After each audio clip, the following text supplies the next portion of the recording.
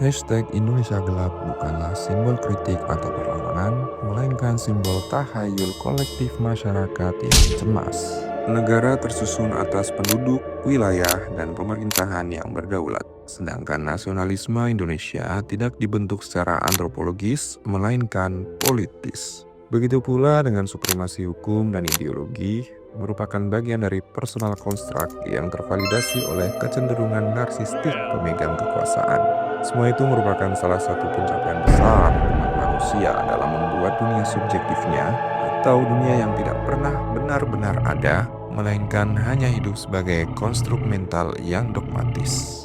Sedangkan manusia hanya memiliki keterbatasan ketika dihadapkan pada dunia objektif atau dunia yang benar-benar ada, seperti hukum alam, bumi, proses fisiologis, dan sebagainya. Maka dengan prinsip itu seharusnya manusia tidak berhenti pada simbol, melainkan harus melihat dengan seksama dengan hal apa yang sebenarnya mereka dihadapkan.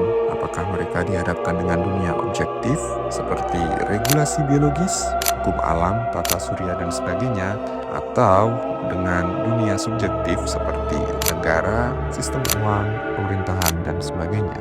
Jika seseorang lebih tertekan oleh permasalahan-permasalahan pada dunia subjektif daripada dunia objektifnya, maka mereka telah mengalami delusi. Delusi bisa muncul karena adanya kecemasan yang direpresi, kemudian kecemasan itu berubah menjadi keterpaksaan untuk mempercayai sesuatu yang sebenarnya tidak pernah ada, seperti halnya negara.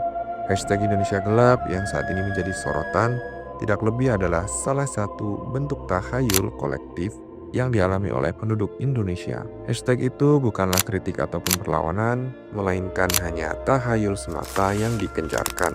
Mengapa demikian? Karena negara tidak pernah ada sebagai wujud objektif, hal-hal yang berkaitan dengannya adalah subjektif. Maka jika suatu yang subjektif itu menghalangi kepentingan objektif, sebagai Homo sapiens, manusia seharusnya bisa berbuat lebih dengan potensi morfologis dan predikat sapiensnya. Tidak ada yang gelap, tidak ada yang terang. Tidak ada sistem yang bisa memperbaiki atau merusak kehidupan personal atau komunal, kecuali orang-orang di dalamnya telah mengalami delusi akut atau menggantungkan dirinya pada dunia subjektif, yaitu negara.